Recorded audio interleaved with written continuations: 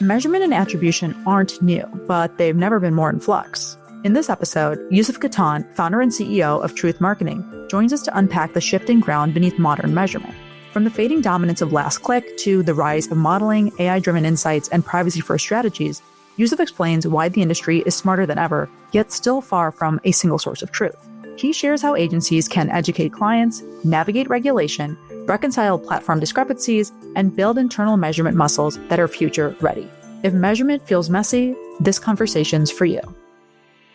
Well, Yousef, thanks for joining me to talk about all things measurement and attribution today. Thanks for having me. I'm excited.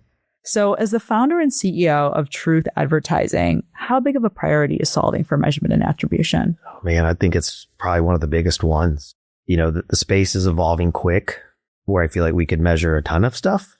So we ran to it and probably ignored the things that we should have, which was building brands, because it was just easy to measure. And I think as we've evolved, we're seeing that, you know, whether it's GDPR, right, or just different legislation or the types of clients that you're managing, it's getting harder, I think, to place tags and pixels. And, you know, last click isn't as important as it once was. Like, we know that there's a full funnel approach. And so finding the right tool, the right environments is immensely important. And I think clients just, even if they don't know they want it, we've got to guide them down that path to make sure that they're empowered to go grow brands appropriately. So yeah, it's a big deal. It's a very, very big deal. More so than ever. Measurement and attribution is nothing new, but it's constantly evolving. How would you define this moment or this state of measurement and attribution that we're in today? I think it's in flux, right? So I think you've got a generation of professionals that have been measuring off last click. Google gets all the credit, right? Meta gets all the credit, walled gardens. Then you've got these environments that are very much full funnel, call it mid funnel, upper funnel types of tactics that we are now, I think, a lot smarter in the way we can see activity. And so whether that's multi-touch attribution, right now you've got agile MMMs, right? I grew up in, not dating myself, but I used to use a media mix model back in the day, and you were waiting 6 months to find out if you did good or not. And at that, you're probably risking your job and your livelihood. Now we've got agile MMMs that educate us quick, allows us to be nimble in the decisions that we need to make. Yeah, I think with the tools that we have, I think we will get better. I think we will get smarter. I think we will put emphasis in the things that we should get away from just, again, this lower funnel environment that just gives us a result until we run to it. And I also think that we're going to have to pivot because the environment's dynamic. I'm of the thought that over the next 5 years, federally, we won't be allowed to do quite a bit from a measurement standpoint, right? I think we're going to find collecting any level of data is going to be limited, if any. I think as simple as putting a GA code on a site, whether that's on the brand side or from the government, I think we're going to be limited from a privacy standpoint. So the faster I think we can get to modeling, the better it'll be. So you mentioned last click attribution as one thing that clients have been hung up on. And for some of them, they're still trying to sustain it despite the fact that we're in this cookieless future, allegedly at this point in time. Yeah. Are there any other myths that you think clients are hanging on to as it relates to measurement and attribution that they are struggling to understand the state of where we really are at when we think about this category? I think we have a ton of clients that think that measurement is a one-to-one kind of solution, right? Unless you have a product that's on sale online and you are literally clicking and buying off that environment, that's as close as you're going to get to, like, let's call it 100% reality. I think the modeling of the environment that we're in, whether that's traffic and retail, right? So we've got a ton of retail clients. So store traffic's a big deal that we measure against, but it's modeled data. They want to take that as fact. We've got to continue to educate them. No, it's directional. It's telling us what's pulling at what level, the things that we need to understand, and how do we kind of optimize off of that.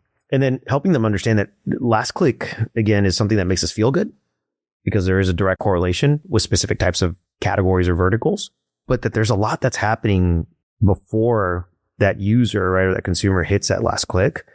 And you've got to give equal value and weight to those environments. So I think it's more of an education process with clients. I think learning while you're still trying to grow and provide results to an organization is scary. You've got to be able to move them quick, show them proof fast, and ultimately not, right, sabotage the business. And so I think that's for them the biggest deal is, how do I go defend this internally when we've been showing them a dashboard for the last 5 to 10 years that shows that Google search is the way to go? Right. And you've got to be able to kind of educate quick and move them down that path fast. I've got sort of an unfair question for you. Great. Based on where we're at right now, if you were to look at a scale of 1 to 10, How challenging of a state of measurement and attribution are we in today? That's tough. This is a tough question. I would tell you, I mean, I still think we're on the positive side. I'd give it 7, 8. The only reason I say it's like we're way smarter today than we were last year and 2 years ago and 5 years ago and 10 years ago. And so as long as we continue to evolve with intelligence, I will always give it a positive score. I mean, it wasn't too far back where you were putting your finger in the wind and hoping to God that the wind caught you right and that you sold the product you were trying to sell or that awareness grew. Now we are fairly close to understanding those things a lot faster. And because of the environments we're in, we can pivot a lot quicker, whether that's messaging, whether that's the channel selection, whether that's audience selection. I don't think we're in a bad place. I just think we are in a place of growth and knowledge capturing that we just never have been. And we're learning on the fly. Like anyone that tells you that it's got it figured out, I'd run fast because no one really does. I should have clarified the scale point system. I'm guessing you gave it a 7 or 8, meaning that 7, 8 being we're in a more favorable position versus like 1 being deeply unfavorable. Yes. So when we do look back at the past and there was much more, let's call it leniency / there wasn't as much regulation, therefore we had so much visibility into PII. Was that not, in fact, more desirable? What is it that we have now besides the fact that there's a lot more regulation? We do know more, but this infrastructure that we've been so dependent upon, don't you still have clients who say, we really actually like that a lot better? Yeah, but I think it comes from a lack of knowledge, right? I think there is this environment in our world there is just pure ignorance, call it naiveness, right, in the world. And so, yeah, look, I think there was things that we could get away with, just because we could do it didn't mean that was right. And so I think there is an ethical practice that we've got to get to in our business. You know, we are fortunate enough to manage a healthcare brand and a large insurance company, and we are limited. There is no first party data being used, right? You can't leverage just about anything. But in turn, what it's doing is it's making us so much smarter about the business because we can't depend on these tools that we've had at our disposal. A brand is not going to evolve continuing to talk to the same audiences they've always talked to. That's what we try to tell people. So that's great. You got first party data. We're going to leverage it, but I can't go continue to grow the people that already know us. We've got to be able to get outside of that. And the way you do that is exploring other ways to measure, other environments to test. But if you're locked into historic or legacy thinking, you're not going to move forward. And I think that is the biggest part of challenging what I would say the norm or the client side norm of like, well, no, look, we know it works, but we want you to be smarter for us. Well, it can be both. And so what works today is not going to work tomorrow. We know that. That is the nature of our business. How do we evolve quick to get there?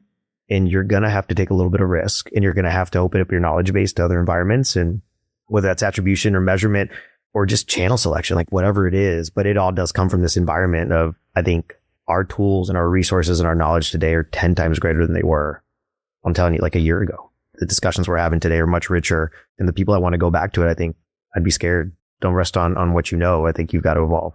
You mentioned that you've become more knowledgeable and you have a responsibility to educate your clients on the limitations. How often are you encountering a client, let's say they are in the healthcare space or some other type of space that is really strangled by regulation, and they may say, I don't like your answer, so I'm going to go ask somebody else who's giving me a more attractive opportunity to continue to measure in ways that I find favorable? How do you, I don't want to say negotiate, but how do you handle those circumstances where they feel the information you're sharing with them maybe is just not putting them the direction that they would like to go in? Yeah. Look, I mean, I think we all get into situations where we hear things we don't want to hear. I think that's just our job as a partner. And so you've probably leaned into truth for a reason. We try to operate a certain way. We will tell you how it is. We know, and we say this in the pitch process, like, we're going to challenge you and you're going to hear things you don't like, but ultimately I think that's what you're needing. We always say, if you need someone just to go do work, we can find great people that can go do that all day. And so we will guide people. We will bring experts to the table. We don't believe that measurement should be owned by the agency fully. I think there is a process and a responsibility for us to manage it because it's what we are there to do. But we are big on bringing third parties into the conversation. We want to be audited as much as the client probably wants to audit their environments. So if that is a feel that the client has, we will tell them that they can go and find someone else to work with if they feel that that's what's necessary.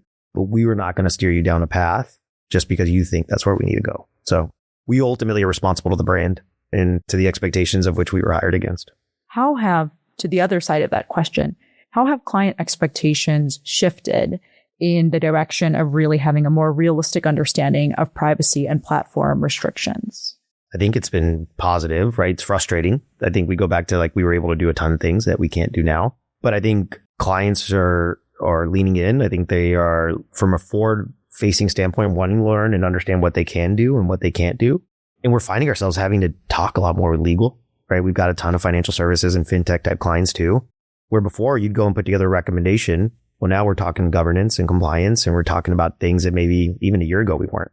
So I think clients understand that their role is to be responsible with the brand and what they're tasked to go do, but do it in a way that protects, I think, everybody, right? Their consumers, their environments. I think everyone right now is walking on eggshells because I think we're still learning what that means. And I think we've got a moving goalpost with a ton of that stuff. But yeah, I think clients are very open to it. I think they have to be.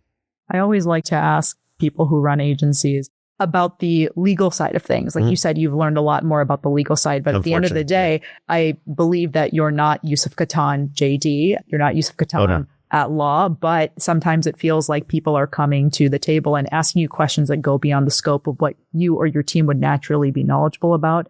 What does that look like? When you talk about legal too, are we talking about their legal teams? How far can you take them and how do you establish the boundaries? Yeah. So in the agency, we've got obviously an ad ops team, we've got a data team, and we have an advanced measurement team. So literally under advanced measurement, they are literally handling these types of situations. Fortunately for me, I don't have to manage a ton of those, right? Like I'm there and I'm learning as much as anyone else. We've got experts that can manage, let's say, a portion of that conversation.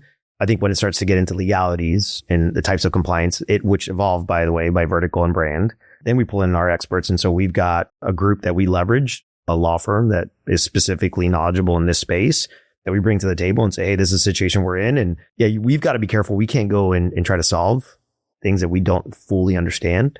I think that line gets drawn. I think it's just in different places with different brands in different situations, right? Like I said, healthcare, that line gets drawn way, way sooner. Fintech, a little later, right? In retail, maybe there's a line drawn, maybe there's not. Just depends on what we're trying to accomplish. More broadly speaking, when it boils down to educating your clients about measurement and attribution holistically, what does that education story look like today? Obviously, it has to be more sophisticated, but what are some of the manifestations that your teams have to bring to the table so that clients are being educated with the level of sophistication that this demands? Yeah, I think it's the whys. Like, why are we doing this? Everyone can be comfortable and we can continue to go down the path that we've been in.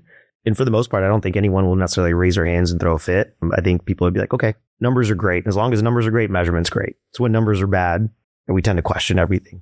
So I think what we want to make sure and do is make sure that they understand the whys we're going to take them down this path. It might not be something we activate in the next 6 months or a year, but we've got to get you there and this is why. And so it could be smaller brands, it could be big brands. And I think today the advanced measurement environment is accessible. Before it was, you're talking Fortune 100s maybe. Now you can take a regional brand and you can get them set up in an MTA environment, an MMM environment where they're getting insights that a brand like theirs would never have gotten a few years back. And so I think once they understand that piece, what they find is you're empowering them to go have the conversations internally to the CFOs and the CEOs that are saying, well, video and audio don't work. Well, no, they absolutely do. And this is the proof behind it. And this is the measurement environment that we're looking at to help us understand. I think that's the biggest thing is like, let's plan for the whys. We're going to empower you before you even asked. But on the flip side of that, I kind of alluded to this earlier. If I don't empower you and get you to a place of health, right? Even though the business is thriving today, it won't always thrive. That is just a reality. That's security, not only for this brand and for you, but it's security for the agency, right? Because we've been a good partner. We want to make sure that we're with you from a longevity standpoint. And so we don't care, call it in the short term. We really want to think long term for you as well. And so that's what we're tasked with. And I think, again, clients are more than open to understanding where they need to get because they're getting questioned every day by the CFOs and CEOs of the world. We spoke a little bit earlier, at least there was the mention of the cookieless future / death of the cookie. It still pops up here and there. I know you said you have solutions in place, but are there some of the most common solutions that are popular when we talk about a replacement for the death of the cookie? Is it identity graphs? Is it clean rooms? Is it modeled attribution? I know you mentioned MTA and some other things, but what is coming up the most frequently across categories? All of it. I mean, it really is. And I think it goes back to, where the knowledge state is with a client. I think their maturity level with the environment. And so it's everything from, okay, if we're going to get to this place where we're going to leverage your data, is it clean? Right. And so what does that look like? How do we start that process? If it's more on the measurement side and how do we get to a smarter place? Well, what do those tools look like? I think that's a hard question because I think it literally is a different answer for every single brand that we manage.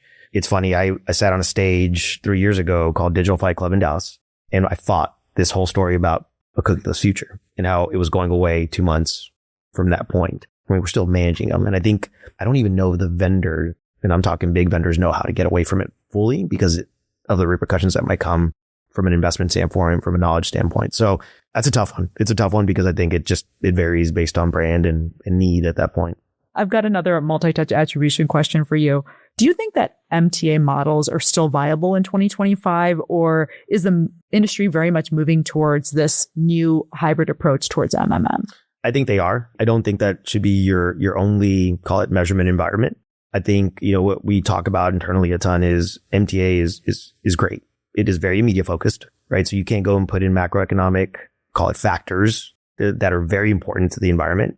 I always joke, if I had a model that was built around the big, beautiful bill and what that was going to do to our business, I'd want to be able to flip that lever on and understand, right, the efficacy of something like that at a macro level and how it impacts our business.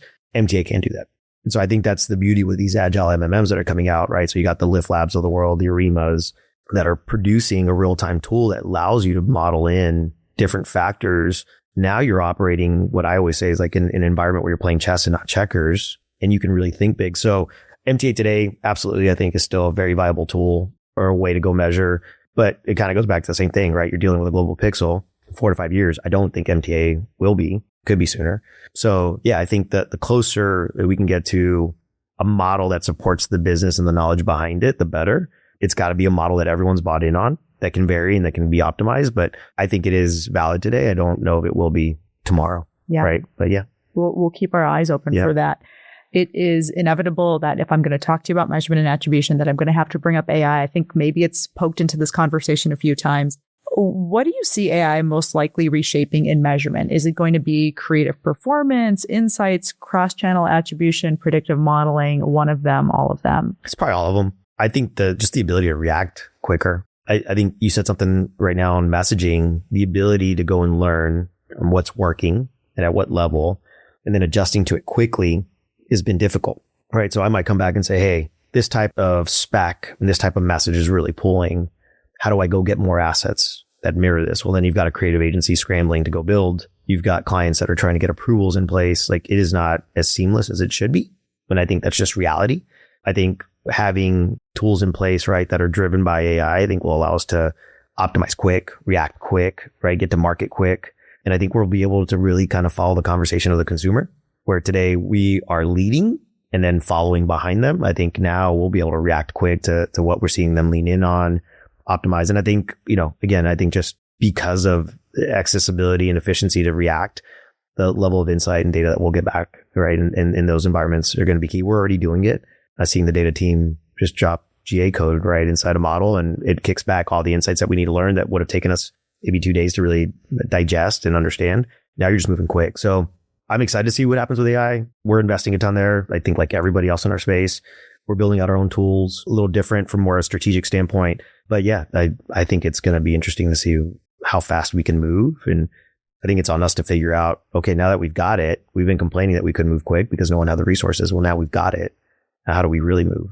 Sort of connected back to AI. And also you had mentioned like universal pixels briefly earlier. Do you think that advertisers will ever get a single source of truth in measurement with AI, or just regardless as we head into the future? No. I mean, I don't. And I think it's whether it's methodologies, whether it's just the way you approach measurement, different philosophies on what's real and what's not. I mean, you've been around this business, like we battle a client that's stuck in GA and they think GA is the source of gold, and you're fighting them trying to understand, like, no, a view through. Like, do you know what a view through is? And these are conversations we've had for years. Yeah. And we're still having them. So I don't think that's the case. And I think that's why when you go to set up a measurement plan or a strategy or an education piece, right, with a client, everyone has to be aligned on what that is going in and coming out of it, right? Because then no one can vary off of that. Even internally, if there is a C-level person that's coming in and go, I don't believe your numbers, you can say, well, we've aligned to them though across the board, right? With your internal marketing team, with your internal data team. And then outside of that with us, this is what we've done. This is why we're doing it. So I hope that I'm wrong. It would make my life a lot easier and probably yours and everybody else's, but I don't think that's going to be the case. I don't feel like I've seen signs suggesting that it is likely, especially given the last 5+ years where there's been so many different partners that have thrown their hat into the ring, attempting to offer some sort of universal identity solution. Let's say if identity is core to measurement and attribution, and nothing has truly taken off quickly. Nothing has taken off slowly, to be honest. And I'm sure some people would, feel combative relative to that expression, but it does feel unlikely at this time. It's tough. You get offline measures, you get, data lakes, you get all these things that seem incredibly smart, and they are, but to your point, they've never really created the solution. And I think we will continue to fight that battle. And again, philosophically, I think you're going to have people that sit at the table and say, regardless of how good things are, bad things are, they're just I'm struggling to believe the numbers. Aligned. I don't think there's going to be this single source of truth. That things are going to be imperfect, but how do you help clients reconcile discrepancies between, let's say, platform reported results and independent measurement? It's not new. It's a challenge that's been out there, but I think clients are looking for solutions where things continue to be imperfect. How do you address these types of questions that clients are bringing? I think it's education. So I think beat them to it. I always tell my teams, act like you're about to get the toughest questions over the next 30 to 60 days, and let's have the answers ready for them to go, whether that's in a POV format, whether that's as simple as a communication via email, whatever it is, let's make sure that they're empowered so they're not reacting to an emotion that they see. We are beating them with data, with insight and education. And this is the whys. There's variances. This is how we combat them. We will show you transparently, your platform numbers versus ours. We will operate under variances if we need to. We will go and do all this. I think us agencies tend to get really happy when we win the business. You think everything's going to be great. And so you continue to operate off that. And then eventually you get hit with these tough questions, and now you're scrambling and everyone's on their heels. I'm like, don't ever get on your heels. Let's stay on our toes. Let's make sure that we are beating these types of questions, especially in environments where this is going to be the case, where there's a long tail kind of conversion factor, where you're not getting that one-to-one conversion right off the click. You've got to go and set this up where they're not questioning the why. Everything is so weird and our numbers are different from yours. It's oh, you already explained it to me. Okay, now I'm in a better place, and now I know what to expect versus catching them off guard. Yeah, fair point there. I'll wrap up our conversation on this. What's one practical step that every marketer should take today to strengthen their measurement and attribution practice as we head into the future? I mean, look, we did it, and it was funny with someone that we already had in-house. Guy's brilliant. It was funny because he had started on the strategy side, planning, super smart, but we always found this innate ability to want to leverage, right, these advanced measurement discussions. And so about a couple of years ago, we empowered him. We said, okay, is there an appetite to go and lead this under the ad ops data team? And he leaned in full fledged. And so what I would tell people is go build a team that can have these conversations and make it their only conversation day in, day out, because it is that important. I think bringing in an analyst or director of analytics is fine. There's so much out there to understand that there is no way that one person's ever going to be really to lead and know. So I think you've got to develop the practice and the skill set internally and invest in it. And so I think that would be my biggest thing. Just go get someone that loves it, that is willing to dive in, that can take a non-biased approach to it, and challenge both internal and external to go do right by the brands. I really respect the philosophies you bring to this, to your agency in particular around measurement and attribution. Nobody can do it perfectly, and everybody's trying their best. But I think you're putting some good groundwork in place so that your team can succeed. And I'm excited to see where things move in the future. Yeah, trying to for sure. Thanks for the time, Yousef. Yeah, thanks for having me. Super fun. Thanks to Yousef Kattan, founder and CEO of Truth Marketing and Media, for his take on measurement and attribution at this moment.